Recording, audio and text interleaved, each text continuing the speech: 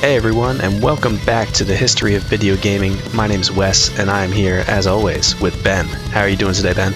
I'm doing great. How are you, Wes? I'm doing pretty good. So let's get right into it and start off with what games you've been playing recently. Well, I will have you know, I finally decided to buy the football game. Hey, nice. It's I know. Axis Football, right? Axis Football 2019, and I've been Nice. playing it pretty decent bit. It's pretty good. It definitely is just a straight up improvement of last year, which is great. Like, I would say probably the most noticeable thing right off the back is that the AI against you is a lot better. They Oh, good. Yeah, it's like a lot harder. I think in a good way though. Like the AI is like making smarter decisions, and even doing things like one time it did a quarterback sneak on me, and I was like, "Whoa!" I wasn't expecting you to run out of the line of scrimmage like that. So it's playing better. It's covering receivers better, which is great because it was kind of too easy just to throw a touchdown every time. I got you, yeah. Previously, but yeah, it's playing better. It looks better. The graphics are definitely updated somewhat. I mean, it's still not like a great looking game, but if you played the old version a lot, which I did, you can definitely tell that this one looks better. Yeah. Do you know what engine they're running it on? They're on Unity. Okay, gotcha. Which runs the whole gamut, because I mean, people can do whatever with Unity, so I feel like it can look like amazing and be Unity, and also look crap and be Unity. Yeah, exactly. So it still has a long way to go, and especially like animations too still has a long way to go. But I would say in general, everything's just like a little bit better. Having that Nice. double amount of defensive plays is really, really helpful. The coin toss is kind of lame. It's basically like a weird just cinematic of a coin turning, but there's no like on the field camera, no like referees, you know. It's basically text based, but It wasn't in the budget. yeah. At least it's there. So Yeah. I already downloaded the college mod, so I've got all the college teams. Nice. Didn't you say there was like day one NFL mod too? Yeah, there's an NFL one. Nice. And the NFL one you can use in franchise mode too, but the college football teams for some reason you can't. I'm not quite That sure kinda why. sucks. Yeah. Yeah. But it doesn't matter. I'm not that interested in franchise mode, so I've just been playing between a bunch of random teams, like Florida International versus Middle Tennessee State or something. You know, like really weird. I'm like, cool. These guys have a cool mascot. Let's go with them. So I mean, that's all you really need to make the decision. yeah, that's why I go with the college teams, because I want kind of weird off the wall mascots to represent me and have a big face on the middle of the field, you know. Yeah. So, I definitely recommend it. It's probably still not really worth $30, but I would definitely pay 24. I don't know what that says, Ben. Well, I basically thought of it like it's probably only worth 20, but I'll pay 30 and then give $10 as like a tip to the developer, you know. Right. Yeah. Because I want them to keep going, because although they made great changes this year, I'm still missing like 20 changes. So Right. So you need to help them fund the party. yeah. And it's definitely one of those teams where if this like didn't sell well, like I don't know if there would be another one. So I'm happy Right. to help This is out. probably like all they have going on, right? And if it Yeah. doesn't do well. Yeah, this is Yeah. the only game that they make, so I'm definitely happy about the purchase. It's like the new stadiums and stuff look really, really nice. I mean, it's overall just a better game. I just wish there were more cinematic elements, and I wish the AI on my side did a little bit better. Oh, really? Yeah, it still can't really do zone very well, but it's all right. It's still a good game. Glad I made the purchase. I was gonna make the purchase eventually. Right. So When you talk about it in that episode, you're already pretty much sold. yeah, I was basically just waiting for like confirmation, and the developer never posted a dev like video on the gameplay, which is kind of what I was waiting for. But the reviews that came out were all pretty positive, so I was like, you know what, I'm just gonna do it. I want to play some football right now, so that's kind of what I've been doing. What have you been playing, Wes? Well, two things I can talk about. One, something we both played over the past day recently, getting our StarCraft back up and going, as we were talking about in the last episode. Oh yeah. Ranking gold in 2v2s, so that was a good time. Trying not to ruin your game too much. Yeah, we should mention I got platinum again, even though I played one game and I lost.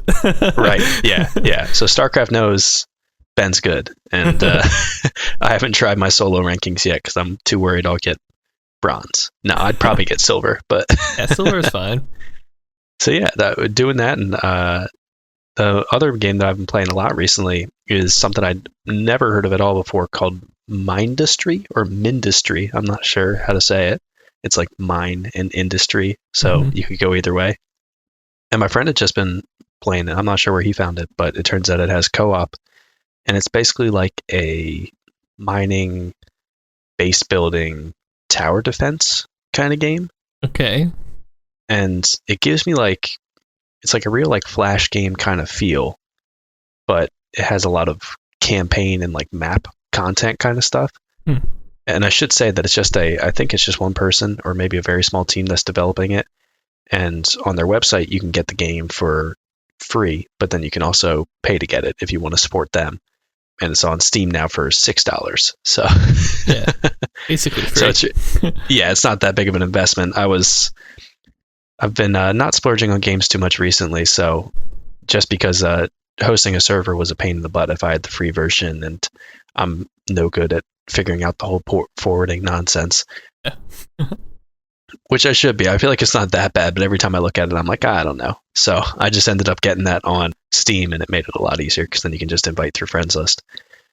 But it's a pretty good game. The AI, I feel like the enemies are a little dumb, but some of the maps also have like so many openings. The fact that they're dumb, I feel like, is my only saving grace. Like, yeah. They only go to like the one place that I've reinforced, even though there's like 5 other openings to my main base there.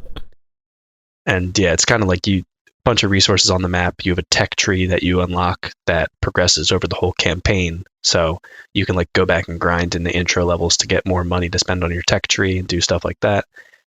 It's pretty nice. And like the progression of like turrets, and then also each turret has separate ammo types, which it starts out as just like mine this copper from the ground. This base turret can shoot copper, but then some of the upper tier turrets can shoot like constructive materials that require like copper, coal, and lead combined to make like an explosive shot kind of thing.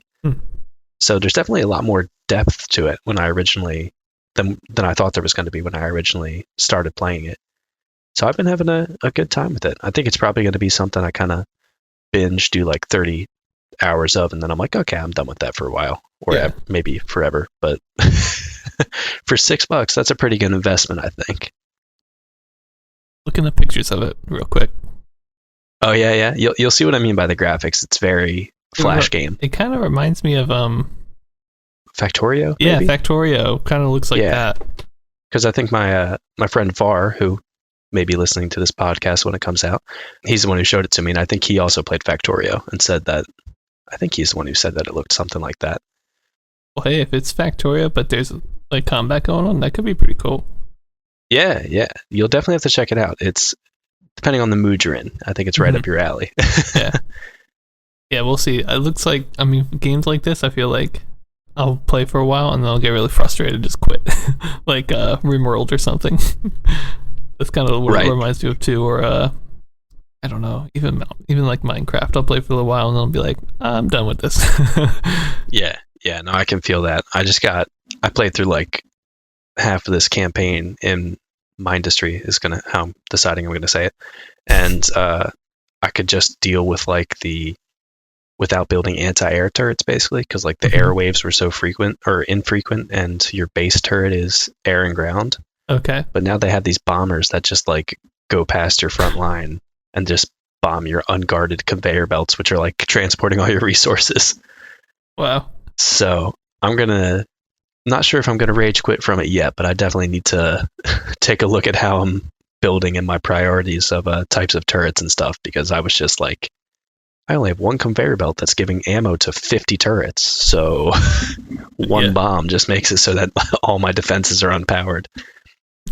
So got to get a little smarter with the planning, but it's probably good that it's actually making me think like that. I wouldn't want to just steamroll the game. Yeah, it sounds like a good time. Yeah, and definitely fun with the co-op element of it too. I mean, you can do like huge servers, and you kind of just have a shared pool. Right now, I'm just playing it with one other person, but it's pretty good. Nice. And that's pretty much everything I've been playing. And now I think if you're ready, we're going to get into our special topic for the day. Do it. And this is going to be, me and Ben are dedicated to this podcast. So we tried to research something that we do not know much about, which is microprocessors. And for me, sometimes just technology in general. But we're going to be looking at microprocessors. Ben did a lot of research on it, so I'm going to give you kind of what I think is the quick look at it and how it applies to the games that we've been looking at now. So we just talked about Gunfight, which there's a lot of contested games for which was the first one to use a microprocessor. But as far as what we're covering and what we played, we're going to use Gunfight as our reference for that. And microprocessors basically take all the transistors on an integrated circuit, which I barely know what that means, that used to communicate and to run all of these games. And as technology gets better, you're able to shrink them down and add more transistors to the same amount of space to make, I think it's called a large scale something or other. And That's right. basically, the more complexity you get in the smaller amount of space. And also, apparently, the government was trying to subsidize this type of research in the 70s to make it cheaper. Means that there's more complexity, higher powered processors that make things better. Okay, there we go. That's all I got. Hey, that was great. That was a great intro. Yeah, I mean, I started researching this, and literally the first page on Wikipedia, like after one paragraph, I'm like, I've got no idea what they're talking about.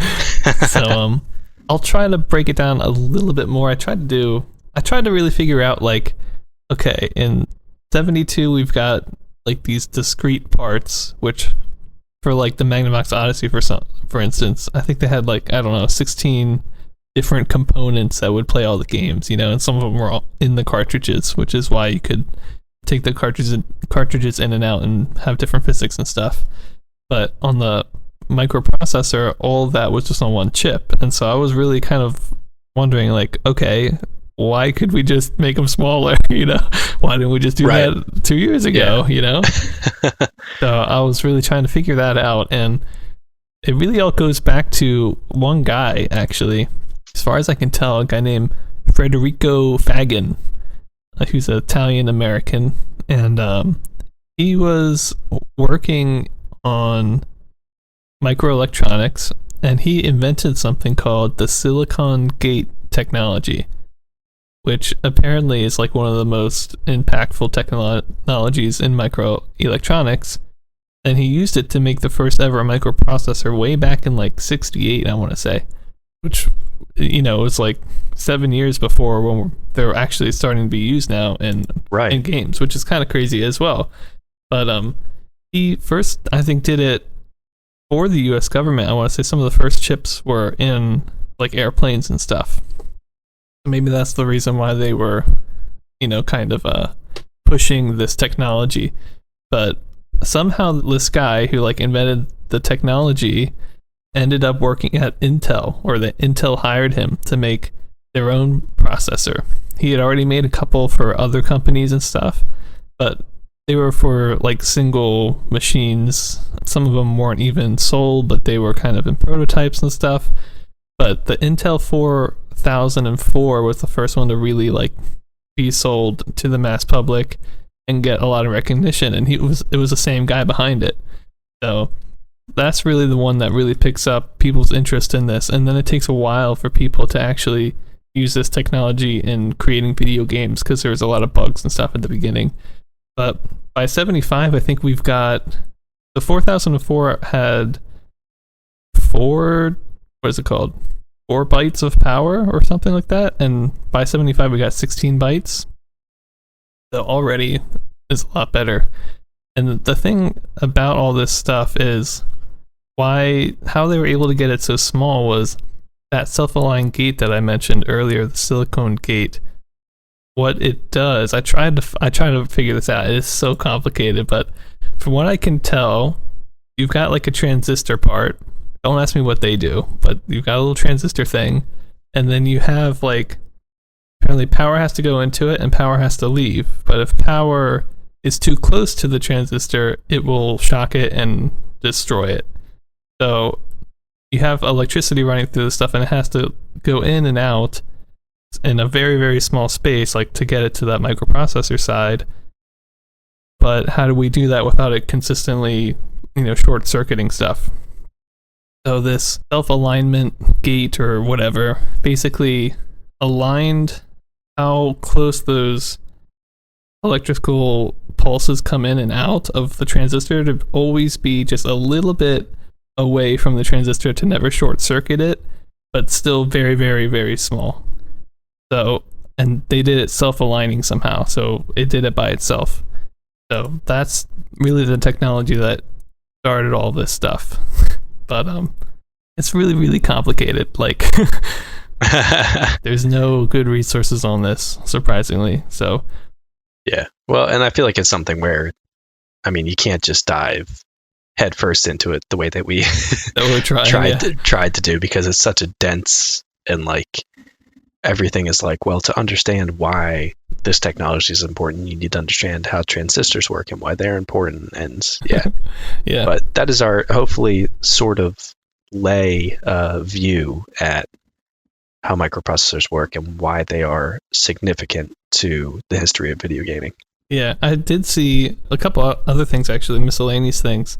That the Intel 4004, I think it sold for like $60, which compared to like the mainframe computers of just a couple years ago, which sold for thousands of dollars, is like an incredible decrease in cost, which is why this isn't only just like more power, it's also more power at a cheaper price, and that's what is really going to kickstart the whole computing evolution here. So, right. And a lot of that was just because if you have everything on one chip, you just had to send a single sort of power source through it, and it took a lot less energy, and it took a lot less physical components. It was hard to get those components in the right places, but it wasn't like you're having racks and racks and racks of transistors like you used to have. So that's sort of the main reason why people were trying to shrink it down. They were trying to save on power, they were trying to save on material costs, and they were able to do that with the microprocessor. So obviously, in terms of video gaming history, it's very important because it's going to reduce the cost of making complicated games, which is going to allow more complicated games to appear in home consoles, and even make arcade machines be able to do more with the same sort of price point or even a lower price point. So that's why it's super, super important to our history.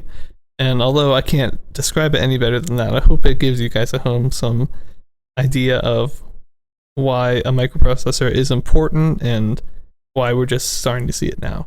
And they're only going to get better. Like, we're at like 16-bit here or whatever in 75, and I read that could do, I think, up to like almost 100,000 operations in a minute or a second.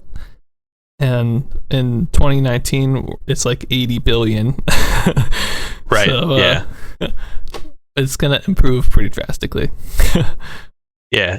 And we'll see as this technology becomes more prevalent in the games that we're going to be looking at. I'm kind of speaking a little blind right now because I haven't seen the next couple episodes, but I'd say once that starts getting in there, we're going to start noticing a pretty notable difference in games. Oh, yeah. The biggest thing I would say for us is in 1976, the very first Generation 2 home console will come out, the Fairfield Child F, and that uses a microprocessor. That's what distinguishes it from being first generation. So, and the games on that I've seen, they look amazing. So I can't wait to play it.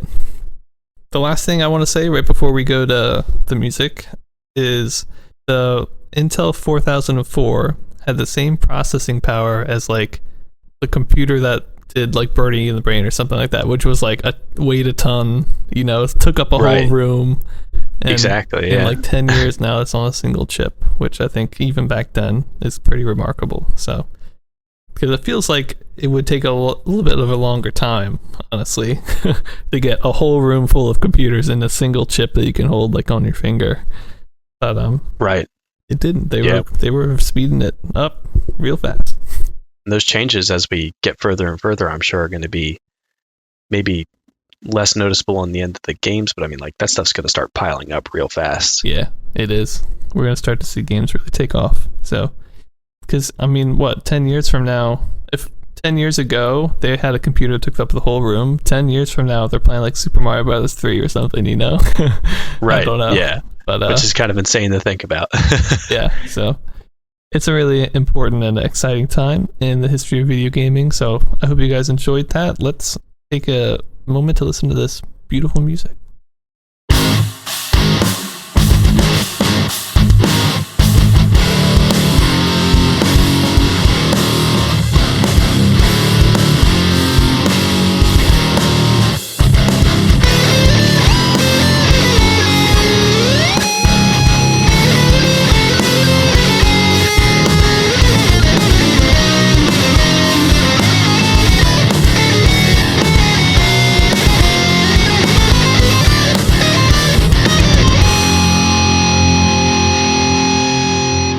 Hello and welcome back. Let's jump straight into the games. This week we're starting off here with the People's Computer Company September newsletter. And I'm so sorry about this. I just was reading through today's games and I was like, wait a minute, this came out in September. Why is it with all the November games? But yeah, sorry, it was just a mistake on my part there on the timeline. But this came out in September. There was one that came out in November, but there were no games in it. So this one did have games in it. And it's actually the first time we've seen People's Computer Company all year. They have been making newsletters, but they have not been putting any games in. This is the only one they're going to do all year. And I know, the first game they have in there is called Kingdom, which is an expanded version of Hammurabi. So you know right off the back, I've got no interest in playing that. I just had to ask, like, why? Why would you do that? Some people looked at Hammurabi and said, yeah, this is great, but I want more. It added like a bunch of random events, and I was like earthquakes, and I was like, no. I don't think so. They have that one. They have a game called Witchy, which was probably the most interesting one. It was kind of like a word guessing game, but they would give you a couple letters of the word, kind of like Wheel of Fortune or something. So I thought that was kind of cool. And then two other kind of not important game, a game called Jodo, which is just another word guessing game, and a port of the Game of Life, which seems to be pretty popular. So that was all the games in the People's Computer Company September newsletter of 75. Very cool. And next up, we have another honorable mention. This is Destruction Derby by Exity. And it came out in November of 75. And this is one that we were really hoping to play because we did do our special topic recently when we were talking about, I think it's Ramtech and how they lead into Exity, right? Yep. And also just Destruction Derby. I mean, how can you not be interested? But unfortunately, we weren't able to get this one working for us to be able to take a look at it. So just a brief overview. It was a basic demolition derby game where cars hit each other until there was only one left, and there were also AI cars that randomly moved around and hit each other and also you while you were on the field. Sounds great. It does. I still wanted to do that one. I know, it's a shame. So, but hopefully we'll be able to look at something like it. And one of the, I think it's the Exity successors to Destruction Derby that's going to be coming up soon. Hopefully we'll be able to take a look at that or something along those lines. Yeah. But let's get into now the first game that I got to take a look at, and that is Shark by US Billiards Incorporated. This came out in November of 75. This is one that I couldn't play, but we felt like we had enough info that I could take a look at it and review it. So just for some basic facts about it, as far as I could tell, although correct me if I'm wrong, Ben, this is different than United Billiards Company. We'll have to do more research maybe, but yeah, I know we can maybe find out. But I've seen a lot of games that we've looked at from United Billiards, and I think it's different. But okay, maybe take that with a grain of salt. We'll let you guys know once we figure out what's going on with that. I can find out right now, Wes. Don't you worry. All right. Yeah, so we think it is United Billiards, US Billiards, and United Billiards. I'm gonna say 85% Wes. Ooh, okay. Strong Yeah, 85. maybe 84. All right, there you go. That's our decision for you. We are 85 or 84.5% sure. Actually, I'm going to say 83, Wes. Okay, there we go. We'll stick with that one. Yeah. So something I am more certain about, just as usual, I like to leaf through the flyers, and part of it's just the advertising of the time, but there's always something super weird on these flyers advertising these games. They're pretty weird. So for this one, just a brief overview to give you context. The theme is your shark trying to eat a swimmer. But for whatever reason, they specifically felt the need to state in the flyer that the swimmer you're eating is a woman. And I don't know why. It's based off Jaws, right? And was she the first to go in the movie? Ooh, I'm showing my lack of Jaws knowledge. Yeah, it's been a while. That's true. I definitely remember a woman getting eating though. So. Yes, yeah.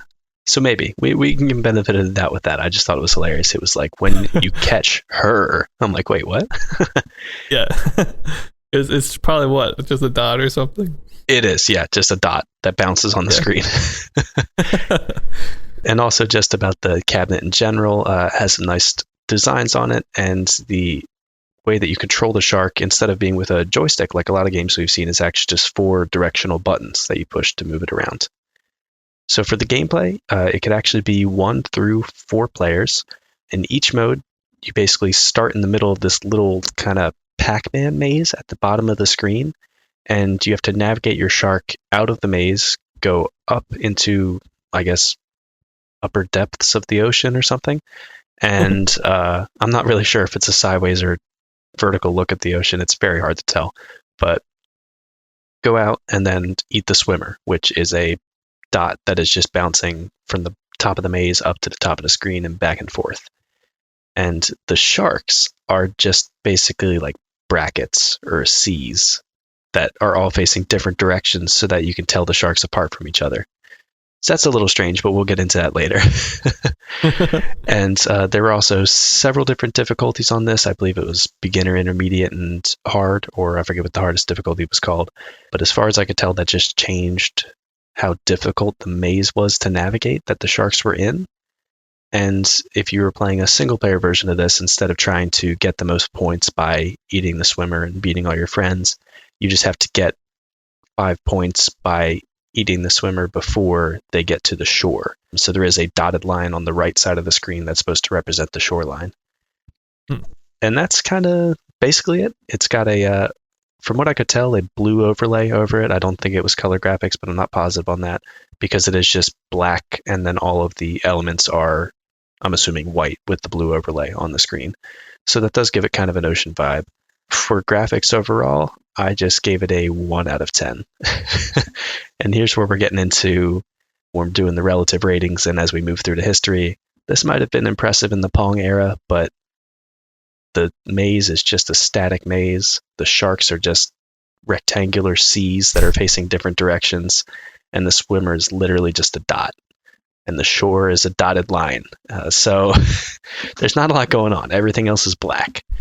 And as I said, I think the blue hue that's given to everything, which is like, okay, that's nice, is probably just an overlay. Yeah, I would think so. Because a lot of the stuff we're seeing at the time, that's just sort of has like the whole screen has a tint. That's what it is. Mm-hmm. For sound, this one was a little hard. I actually didn't give it a firm rating. We did have a video clip we were able to look at, but it was of people playing it in what sounded like an arcade that was active and still other games being played. So I think there were some Pong beeps and some other noises that maybe your sharks made, or maybe it was the swimmer bouncing up and down. But again, it was really hard to tell based on the information that we were able to gather. So I'm going to give that sort of a no vote, no rating for now. Okay. And moving on into the gameplay, I gave it a 1.5 out of 10, which I'm not sure if that's generous or too cruel. I like the concept for this, and I think the idea of like a shark game trying to get the swimmer, it's like evil and weird, like you're not the hero in this situation, so that's nice. but the sharks are seas, and I don't know. It's just the maze is always the same as far as I could tell, unless you change the difficulty. So Oh, really? yeah, and Oh, I didn't know that. unless that was just me I wasn't able to see in the video, but as far as I could tell, it looked like it was the same, because the video we were watching, the guy went the same path every single time to escape. Oh, he did. So once you learn it, and if I'm wrong about that, that would admittedly make the gameplay a lot better if there was randomized mazes. But if it is the same, that just like, I feel like one person just gets good at it and you consistently beat your friends. I mean, maybe there's some competition, but I feel like that would take a lot of the fun out of it. Changing the difficulty sort of circumvents that. The flyer mentions traps, but I'm not sure if they just mean the maze walls. Probably. And yeah, they're just trying to theme it a little bit. Going back a bit, something I forgot to mention about the general gameplay, which would help this make a lot more sense. You can't touch the walls when you're going through the maze, or else you respawn back at the beginning. So basically, you have to get through the maze without touching any of the walls to get out, to get to the swimmer first, and then that's how you get your points, and then whoever has the most points wins. So that's why I'm kind of confused why they do the static maze, because once you learn it, it just kind of takes the element of competition out of it, or randomness, I guess, to sort of allow for swings and other people to get back ahead. I don't know. I'm ranting a little, but I do like the idea that the swimmer can reach the shoreline. The flyer specifically mentions that as a single player aspect. I would assume that it's also part of the multiplayer, but I'm not positive. So it's nice that you kind of have a time limit so that you're actually rushing out of the maze, and that can make it so you make mistakes even if you know the whole maze. But the time limit seemed pretty generous too, at least for the difficulty that the people we were watching were on. So yeah, that for the gameplay, I just wasn't super impressed. For relevance, I gave it a 2 out of 10. I like that it's a new idea, and we've seen several of these games which I would kind of categorize as cat and mouse or the tag style games, basically. Shark themed, which we're going to see a decent bit of since we're right after Jaws was released. But other than that, I feel like it's a little too late to be super relevant. The game looks really outdated, so it kind of loses any relevance it might have from being a impactful game at the time. And so overall, I gave it a 1.5 out of 10. I think the best thing that Shark has going for it is the theming and just the general idea about the game, the sort of idea for the gameplay of the sharks getting the swimmer. But I don't think the graphics or the gameplay support that idea well enough for it to be a really fun game. Yeah. So it's I've just been ragging on this game for like 5 minutes straight. I mean, in its place in history, it's cool. I like it. And maybe it's not even that outdated compared to other things in 75, but when I'm coming off of reviewing an arcade game like Western Gun and Gunfight and things like that. I know, you're like, you've been reviewing only the good ones lately. That's true, and I have been getting a lot of the good ones lately, but this just seems like the total other end of the spectrum. It's like, cool idea, but you couldn't even give me a slightly like shark-looking image on screen or some kind of animation other than these static blocks that just kind of float around through a maze. I also thought it looked kind of weird visually because the maze only takes up like the bottom like third of the screen, like or quarter of the screen. Like it's not proportioned right. Yeah, and then the whole top of the screen is just blank black with this which is dot real weird, bouncing up and down at an angle. Yeah, I feel like they could have done a lot more with the space. Maybe levels, sort of like Pac-Man style, that get more difficult and like progressively take up more of the screen. Yeah. And also, I don't think the exit point ever changed either. Like, I guess that's sort of balanced so that you always have to rush back towards the shoreline to get the swimmer, but I could see some cool stuff where it takes you really long to get out at the center or right at the next to the shoreline, and then you have to dash straight up to get the swimmer. I don't know. Some missed opportunities there for me. That Shark. Well, it is by a company that's not as well known for doing amazing work, we'll say. True. Yeah. But I feel like the last thing we saw from them was a Pong clone. And this at least like, hey, what if we made like an interesting original concept? Yeah. I feel like this one kind of reminds me of Pac-Man a little bit. So, I mean, it's not like we see a lot of maze games right now. Yeah, that's They true. actually have walls to them, we'll say. Right, walls, and in this that you can't touch or else you get sent back to the beginning, and sort of like chasing down a ball. Yeah, so it does have that sort of theme, and it'll be interesting. I'll have to keep this in mind when we eventually get to Pac-Man kind of stuff to see what makes the key difference of making Pac-Man such an iconic game, whereas this isn't something that you see up on those giant LED screens at the beach anymore. So, Well, Pac-Man actually used the full screen, so that's a good place to start.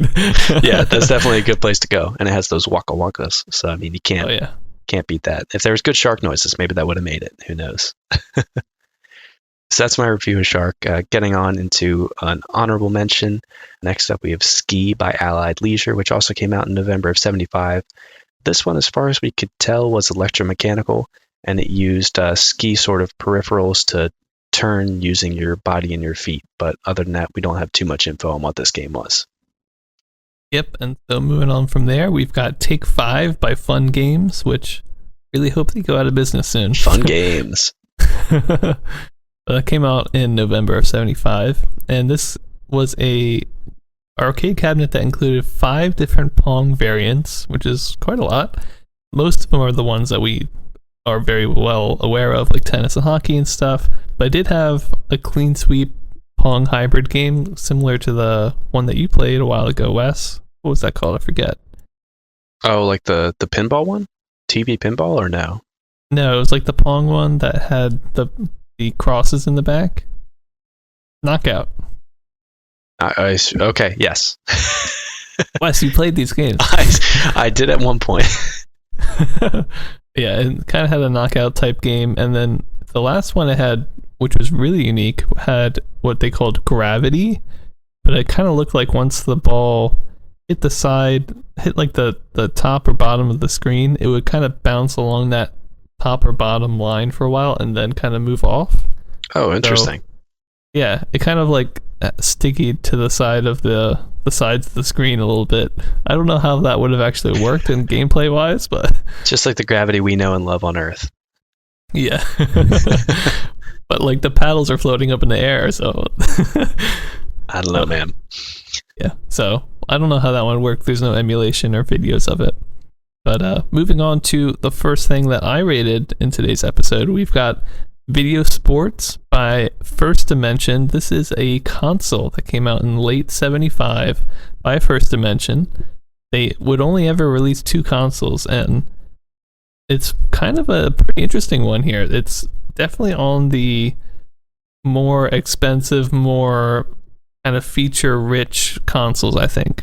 Considering it's only got 3 games, which the 3 games, right off the back, you've got tennis, hockey, and robot. All of them have a 4-player version, so you can play 2 or 4-player, and tennis is the same tennis. We always know hockey has the 2 goals kind of on each edge of the screen, and robot, basically, it's 1 or 2 players, and they're trying to hit the ball in a hole, and there's like a paddle that's kind of moving by itself to try to block that hole that you had to kind of hit around. So those are your 3 games, but unlike some of the other consoles we've seen, this one does have sound. It does have on-screen scoring, although it's not numerical. It's another one of these squares that kind of go across. And the big thing it had was composite output, which apparently increased the graphical display, like how well it looked, a lot. So I've seen some videos of this, and it looks really clear. They've got very clear borders on the sides, because most of the time there's a invisible border on the top and bottom of the screen, but there's no actual line there. So this one, there's lines on all 4 sides of the screen, and it really kind of, I mean, it decreased the size of the playing area a little bit, but it looked a lot better, and it felt like I was on a tennis court or something a lot more. It's kind of weird to think of that, but we haven't played many Pong clones that actually have like hard lines on all 4 sides of the screen. Yeah, for whatever reason. And I guess for a lot of the early systems too, you can only display so many things with that system at once that it's just like a unnecessary element, I guess, if you could have a implied border. Yeah, but trust me, Wes, it looks better. I don't know why, but it looks a lot better. I believe it. a couple things about the company quick before I get into my scores. They were founded, I believe, in '75 in Nashville, and they produced this console. I don't know how they got into this industry, but they produced this console, and it was so complicated and hard to manufacture, especially for a brand new company, that they just encountered so many bugs. They had manufacturing problems, like assembly line problems. They had people doing things that had no training, like consoles kept getting returned or refunded or whatever, and the company pretty quickly went under.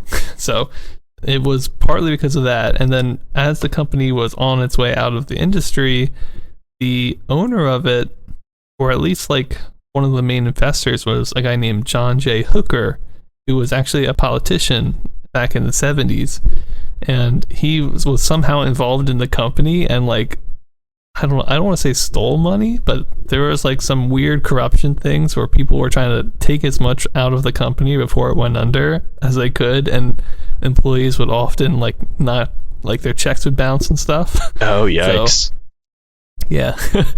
Probably not a good thing, but it did eventually go under. So we'll talk about them one more time. They did make a second console, but I think they had plans for like 6 consoles, and that didn't happen. And we should mention in the last episode, we were bad-mouthing Executive Games, saying that they had corruption that led them to despair, but it was actually this company that we were thinking of.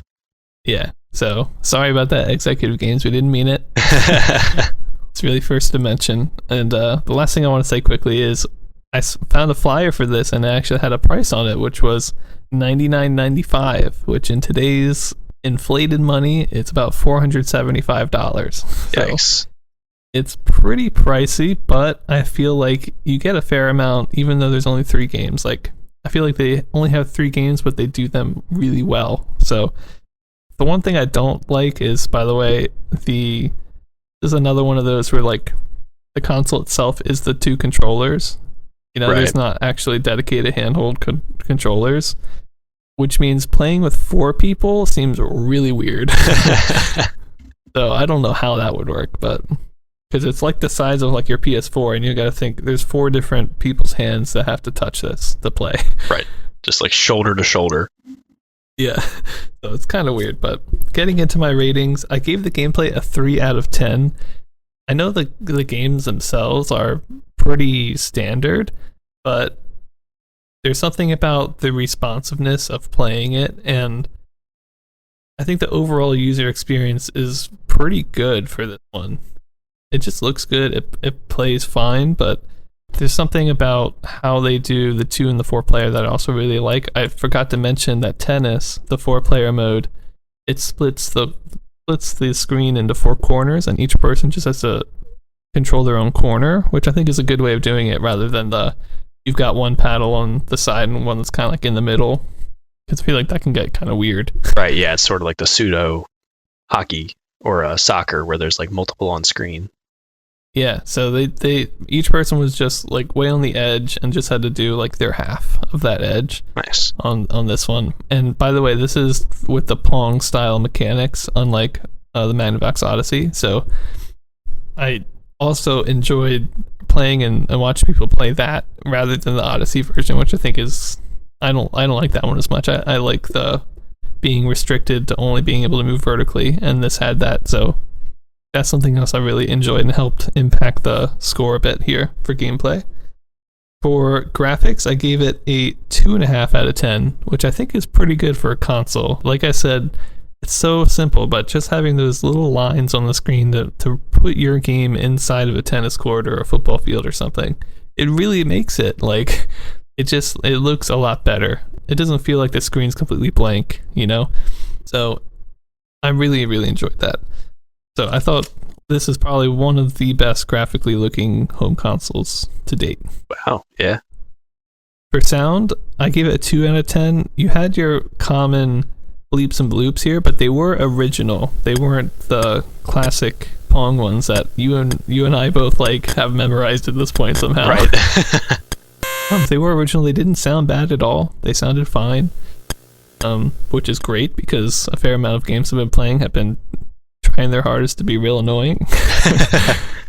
But it's just bleeps and bloops, so I just gave it 2 out of 10, but at least they were original and sounded pretty good. And then for relevance, I give 4 out of 10. I do think this console is pushing, the boundaries a little bit. It's one of the best looking consoles I've played. It's only 3 games, but they play really well. They play really fluidly, and it has sound. It has non-numeric scoring, which actually look pretty good as well. Because the box that you're playing in didn't take up the whole screen, the scoring was actually above the box, so the ball actually never would fly into the scoring, which would happen before on games like this, which was also a really big bonus. So the scoring was actually a lot easier to read as well, and scoring was on all the games, not just 1 or 2. I think the Odyssey 200 or was it 300? No, 200. It had this type of scoring, but only for one of the games, and this is all 3. So yeah, I didn't want to give it that high relevance though, because obviously the company's about to go under. Right. I don't know how much they actually sold. It's kind of hard to tell because of all the refunds and stuff. So I don't think it was that impactful, but considering its place in history and when it came out, I think it was one of the better consoles to come out, and one that kind of pushed the technology a little bit, even though we're still talking about what we call discrete components here, no microprocessors yet. So that was the Video Sports First Dimension video gaming console. Not to be confused with a lot of other consoles that start with video. And also have sports probably in it. Yeah. Yeah. Video Sportorama and whatever else. And yeah, but this one's by First Dimension. That's probably the easiest way to find it. So you want to check it out. And from Nashville, which is a city we don't usually see, so that's also kind of interesting. Yeah, not everything just out of California now, so we're starting to get a little bit more of a spread, it seems like. Yeah. What do you think of that one, Wes? I mean, I feel like the lines around the court is so simple, but it just looked better. I don't know what to tell you. It just wow, this is actually an improvement. Yeah, no, I know what you mean. It kind of giving yourself, I don't know, it doesn't let your eyes drift straight to the edge of the TV as much or whatever. You kind of can focus more in the court when you know where your boundaries are and your peripherals. And also, like you said, with just having the score divided, it's okay, that's separate in my mind. Score's up there. It's not just I kind of like the numbers just on the screen in the court, but if the ball's going there, it's kind of distracting because there's just a big 5 in the middle of the court or whatever. For the ones that, I guess it's mainly arcade games that we've seen do numeric scoring on that, but yeah, because a lot of these home consoles have had the non-numeric scoring, which is a little square that keeps score and moves across the screen, but the ball is also a square, a little square. Yeah. So some of them were kind of confused, but this, because they're separate by a hard boundary, it not only looks better, but it's never going to interfere in the same way. Yeah, I think maybe the Odyssey 100, I think it was, had it figured out. Why have the score on the screen when you can just have a little plastic slider on your console? Yeah, well, we might be coming back to that faster than you guess. All right, so let's get on then with our next honorable mentions. The next one we have is actually just to let you guys know that Creative Computing had a November-December issue come out, but there weren't any games. So there you go. I'm okay with that. Yeah. So moving on, we've got another game that I really wanted to play because it's another one of these Play-Doh RPG games, and that's Dungeon by Don Daglow, who we've seen a little bit before because he's been around. He's been making his own games. He's made a baseball game, I remember. I think he's made 1 or 2 other ones, but I don't think we've ever played them because I think they're all lost now. His version appears to be lost. But in interviews and stuff, he did say that it was based off of D&D, which I played last time, and he had played as well. And he basically made the same game, but he added range combat and line of sight and AI that wasn't just random, which sounds great, but it's been lost, so we can't play it. It's kind of hard to research Dungeon by Don Daglow because there's another game called Dungeon by John Dalesky, I'm going to say. Dalesky, maybe, yeah, Dalesky. Yeah, I'm not sure. And I've seen dates of November 4th, 75, but I'm not sure if that was for John's game or Don's game. Right. Is there a possibility they're both the same game? I didn't look into these yet. No, but, they're not. huh. They're not the same game. John's game is actually an unfinished predecessor to Moria, so which we're going to be hearing about in a second. So, yeah, it's really confusing. It really threw me off for a while. For a while, I thought they were the same game, and then I was like, no, wait. There's a screenshot or two of them, and I'm like, that's not the same thing. And they're definitely different, huh? So yeah, they were different. I think Don Daglow's was actually called the Game of Dungeons or something like that, but it was also known as Dungeon. Well, D&D was the Game of Dungeons too. It's all these like. Oh, was it? Yeah. They're all like the same, dude. And I think a bunch of them came out of the University of Illinois too, which they were all like installing them on this like same local University of Illinois Plato system. So I think that's why it was so confusing. The one that I'm going to be talking about next, Moria, was also on the University of Illinois Plato system. Oh, okay. And I think Moria was by John, right? Or he was one of the people on it. I think John Deleski. Deleski, that sounds right. Or he might have actually helped out with one of the. It was continually developed through till '84, but I don't think for the initial release of it he was. Yeah, maybe Dungeon was a completely different thing, and then that inspired Moria. You know, I don't know. It's kind of hard to say. We don't have a lot of info on this because a lot of it was overwritten later, you know, by other stuff. So. Yeah, and it was all kind of happening at the same time too, which makes it a little difficult. Yeah, I mean, because before Petit 5 came out, like there was nothing, and now it's been like 2 months and 5 games have come out. Right. So yeah, 2 dungeon games. Be careful looking at them. They are by 2 different people. Don Daglow is the one that seems to have been a more finished game, but it's been lost to time. No one has the code. I don't think even he does. So we just kind of have to take his word for it, which he looks like a little shifty guy. So I don't know. Wow, I'll take his word for it.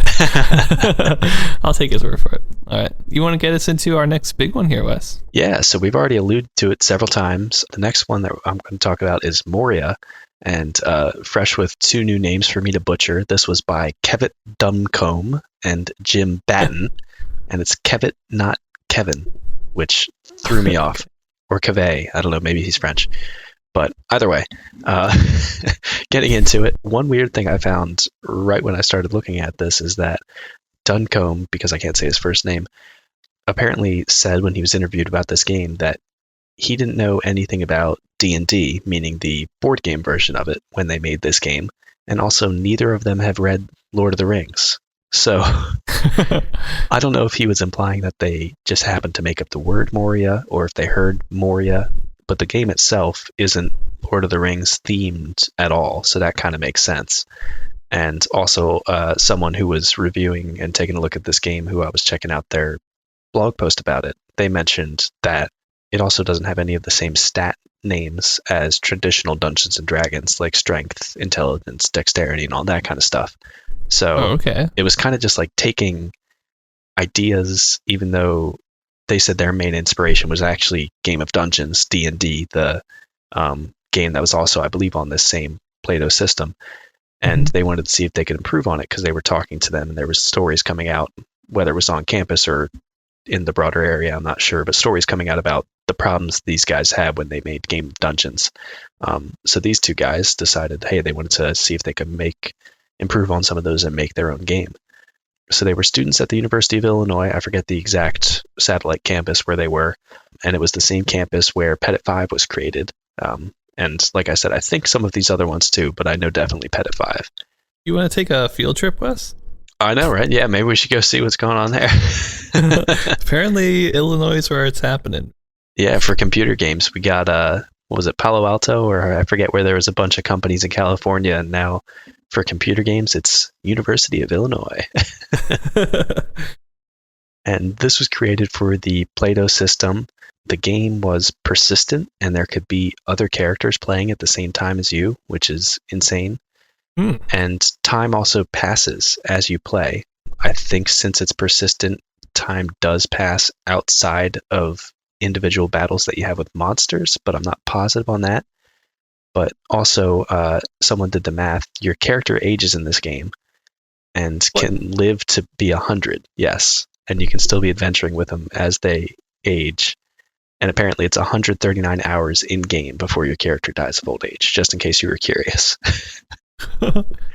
And so there is a set map for this, which is gigantic and crazy that it's set because there's so much. It's huge. But there is a large city, a large wilderness area, 4 60-level dungeons. What?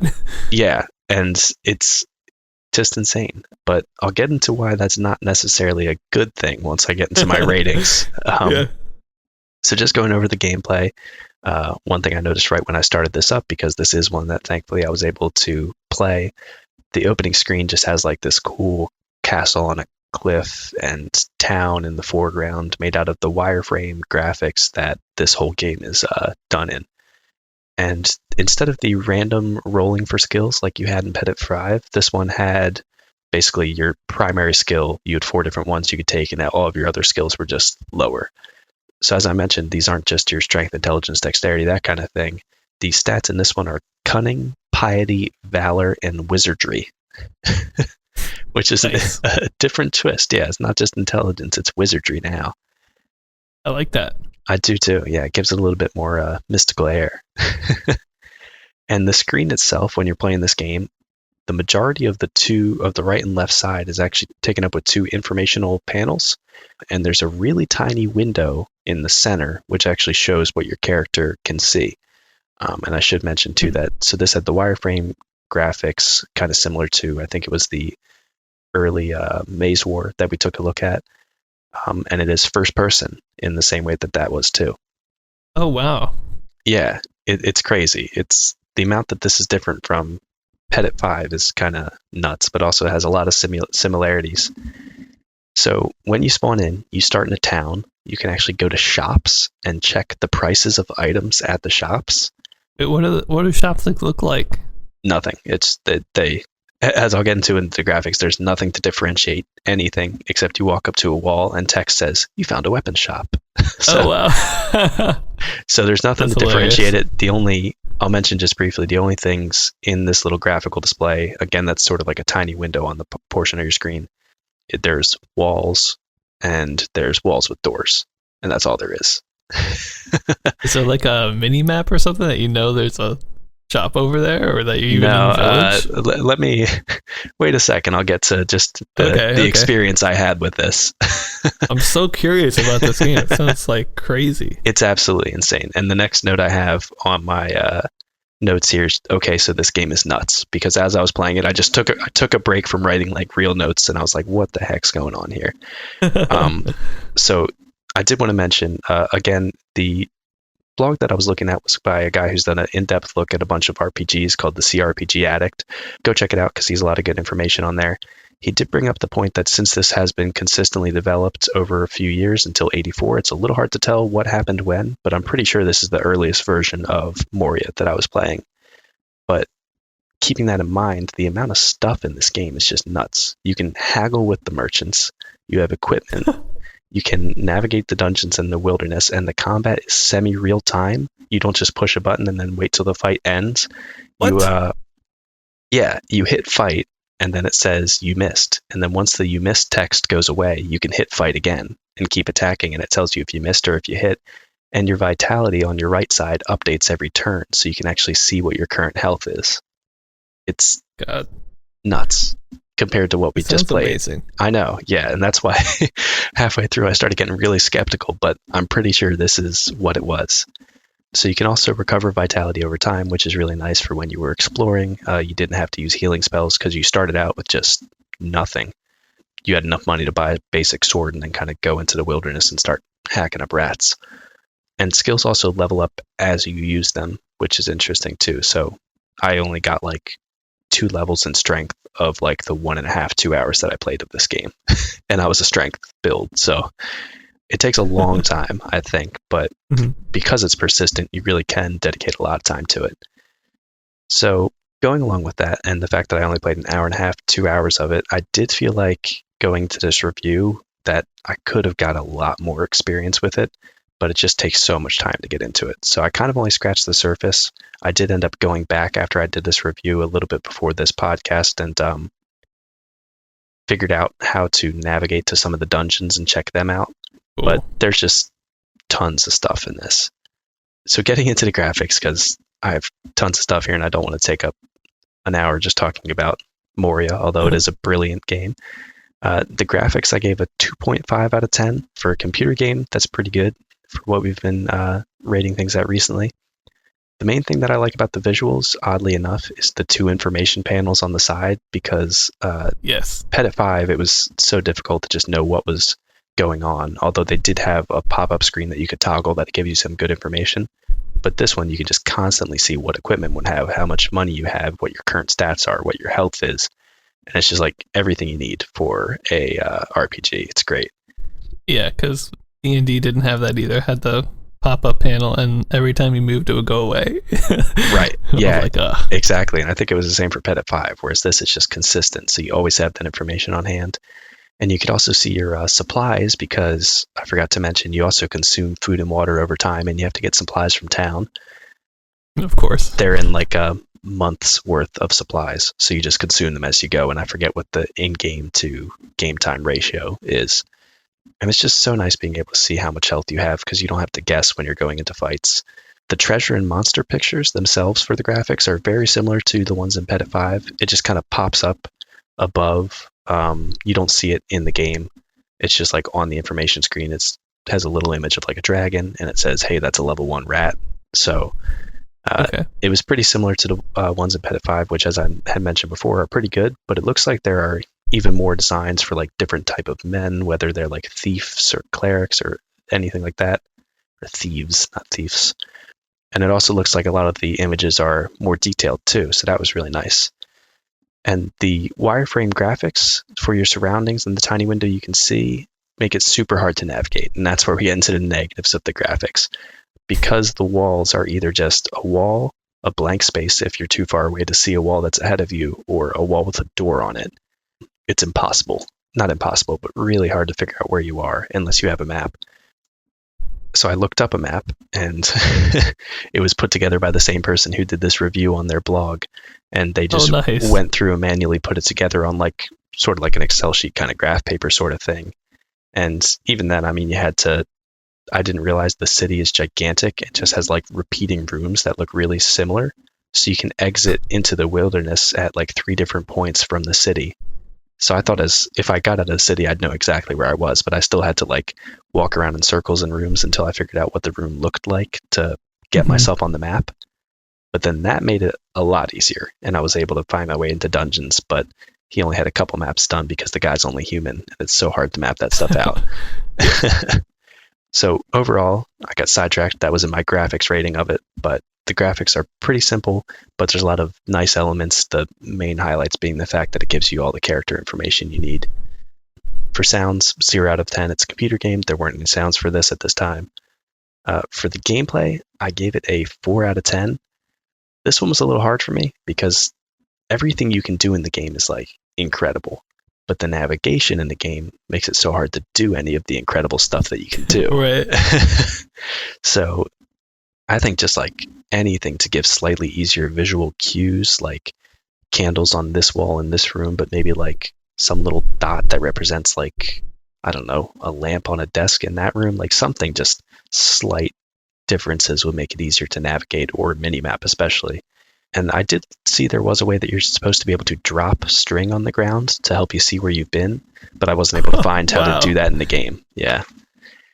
But if I'm taking the gameplay navigation aside, not putting that into it at all, you can just the amount of stuff that this game has for an RPG that came out in 75, like buying equipment, spells, tons of monsters, leveling, sort of turn-based combat, sort of real time, and just like massive world to explore is like super incredible. So in the relevance is where I'm really going to reflect that. I give it an 8 out of 10. Just apart from all the other crazy stuff that this game has, in case you forgot, it was also apparently multiplayer. And I assume you would have had to been, at the time that this came out, like within that building on the same, I'm guessing it was like an intranet network to be able to play that. but basically it's sort of a precursor to MMORPGs and not just RPGs. And it does so much to expand on what Petit 5 did, starting like the RPG sort of game genre, that I think it's massively relevant. And overall, I just reiterated when I gave it my 4 out of 10 for the final rating that this game is nuts. It's so many key features of RPGs that are already present in the game. The fact that you can trade and even haggle a little bit like you could in Star Trader, and there's adventuring, a persistent character with permadeath, and I could keep going on and on about all the crazy stuff that this has. You could spend hours playing this game, and I think you'd still have content to get through. I mean, of course, the obvious downside is being an older game that the fighting is not super interesting, but even getting more skills and equipment can make that interesting. So if you're into RPGs now, or like a fan of sort of the history of RPGs, definitely check this one out because it's got so much stuff going on for it. Sounds awesome. It was great. I think you should go check it out sometime, Ben. Like, it's one that I don't know if I'd be able to dump hours into it, but I would definitely check it out even outside the context of this podcast. Cool. Yeah, I definitely will. One question I have for you is, I see a lot of people reference this game as being the very first RPG. Why do you think that might be when Petit 5 and stuff has already come out? I'm not sure. I looked around a little bit at how people define RPGs, and a lot of the main elements I think you could argue are there in Petit 5. Anyway, if you're talking about leveling, you're playing a character. There is sort of a story in Petit 5, or well, there's definitely a story in Petit 5. You want to get enough money to retire, and in this you're following the story of, I think there's a ring that you're supposed to be looking for, although that's not really important in the context of that game. So I don't know, maybe it was just that it was more fleshed out, that it actually had like a town, and that there was more that you could do. You kind of own this character a little bit more than you could your character in Petit 5, because you couldn't really get much equipment upgrades in that. I don't know. Right. It's hard to say, and there might be a distinct line that people draw to say, okay, this is why this is the first RPG. For me, I would say it's Petit 5, but I think that doesn't take anything away from Moria and the amount of stuff that it contributed. Yeah. I mean, it definitely feels like a more fleshed out world, Moria, because Petit 5 is just in a single dungeon, and then this one, you got the town. That's true. I mean, like you said, like the town doesn't look like a town probably, but it's supposed to be there. Right? But yeah, there's vendors. It's a safe haven, and right. And you have dungeons and stuff you can explore. Yeah. So that could be a big part of it, just that this has so much more in it to really classify it as an RPG. Yeah. Well, I mean, it sounds great. Everybody should check that one out. We should do like a nice write-up on that. Absolutely. Eventually. But yeah, I knew right from the title screen it was going to be good, because the title screen looks freaking like it's so awesome. Good. Yeah, it's exactly what I wanted. Cool. I think just because I could be talking about Moria all night, we should move on. Probably, yeah. Even though I want to keep talking about it. Someone's got to stop us, or else we're never going to stop. Well, we only have one game to go. It's the last one I reviewed. It's actually another console. This one's called the VideoMaster Olympic version, which is like the 3.D version, because we've already played the VideoMaster Rally, which I think was 4, and then the VideoMaster Mark III, like the 3.5 kind of, but it came after both of those. I don't know what they're doing with the numbering system over there. But this is by a company out in the UK, but it did release all throughout Europe and even in Australia in 76, but they rebranded it as the Video Olympic, single word. But the main attraction of this console is the amount of games you can play, because you can play 6 different games on it. You can play tennis, Find the Gap, which is where one person tries to put a ball in the hole, Wall Game, which is where a 2-person game where player 2 could move the hole and try to eat the ball, a game called Grab It, where 2 people are both holes and then you're trying to eat the ball that's kind of moving around in between the holes. Interesting. Yeah, we got Trapper. Trapper is like a 1-player version of the Wall Game or Grab It, where you're like a hole in the wall and then there's a solid wall across from you, and the ball's just kind of bouncing in between. You have to catch the ball with your hole in the wall. And then finally, you've got Moving Target, which is a one-player game where the hole across from your paddle moves randomly, which makes it hard to score and get it in there. So most of these games are Pong-based, and then also involve somebody being a hole in the wall and having control of that hole. So I don't know how original they are, but they are 6 distinctly like different games, you know? Yeah. That's the most I've ever heard the phrase hole in the wall within like a 5-minute span in my life. Yeah, sorry about that. Yeah, I mean, some of the games are kind of cool though. It is cool to be a hole and not a paddle, I'll say, you know, sometimes. There's no on-screen scoring though for this console, which makes some of the games feel really weird, especially the one-player games. It's like, you know, if you're a hole in the wall and you've got a solid wall across from you that the ball is hitting, and then you're trying to catch the ball on its way back, the game's like, oh, if you're playing the one-player version, if the ball hits the opposing wall 3 times, then you lose. But obviously there's no actual losing state. It's just like you have to be honest with yourself about it, you know? Which seems kind of weird. It did come with a physical score thing, this console, which was like, it looked like a marble, and then like little like sphere carved out divots on the console where you would like move the sphere around. Like weird. These 2 marbles, you know, to represent a score. Yeah. Which is kind of weird. But it had that instead of on-screen scoring. And I don't think it even had sound, which is kind of disappointing. But I don't think any of the VideoMaster consoles up until this point have had sound. The one thing this console did improve on, the last version of this console had 4 games, this one had 6. It also had a wobble effect that you could turn on, which would make the second player oscillate by itself, and then you have to still kind of push and maneuver it while it's oscillating, which increased the difficulty.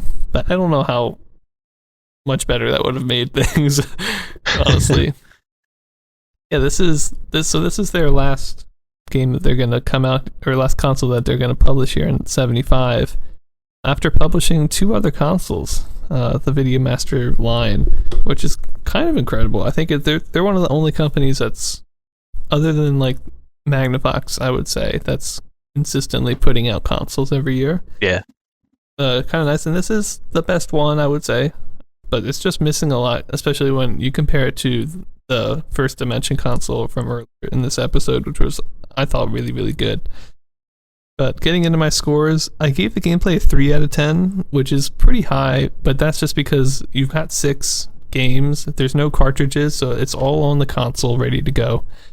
And I did like that, you know, each game is unique. There's 1-player games, there's 2-player games. I don't know if there's 4-player. I don't think so. But again, this is one of those weird ones where the console controllers as well. But so maybe that's for the best, but I thought the 6 games was nice. Definitely more than the average. Like the First Dimension only had 3, so I thought, you know, give it some points there. For sound, I gave it 0 because apparently it doesn't have sound. Graphics, I gave a 1.5 out of 10 because this is like your standard Pong with no boundaries. You know, you're basically dealing with 2 solid lines and a ball, and maybe like a dotted line in the middle, and that's it. So no score, no nice looking, you know, borders. I just 1.5 out of 10 is the best I can do. And then for relevance, I gave it a 5 out of 10, right in the middle, just because the company is one that I think is a lot more relevant to the history of video gaming. They're constantly putting out consoles. This is the best one that they've put out this year, and they're going to continue putting out consoles. And unlike some of the other one-offs that we've seen, this company actually is fairly relevant and is shipping these things all over Europe and all over the world, honestly. So I believe the Olympic was one of the best-selling ones that they had, I think, the whole year. Well, actually, the Mark III, I think, sold pretty well, but definitely better than the Rally, I think. So for that reason, I wanted to give it a 5 out of 10. It is, they do have original games. They did sell it well, so, and the brand is pretty big for a console, especially. So overall, I gave it 2.25 out of 10. Getting very fine. Yeah, I mean, it's definitely not as good as the video sport, in my opinion, video sports. Like you said, I mean, just having, even if they're slightly different on a home console, without having to get extra cartridges, having those extra games is a pretty big deal. Like, that's pretty nice. Yeah, I mean, considering you're spending $475 for 3 games for the First Dimension one.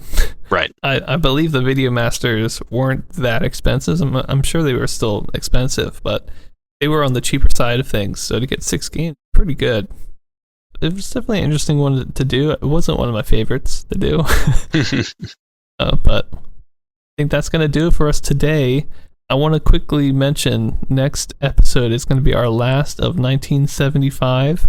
Ooh. So, hold on to your butts because it's going to be a wild one. I'm going to play another RPG, which I'm really excited about. I really hope it's better than D&D. I think it will be.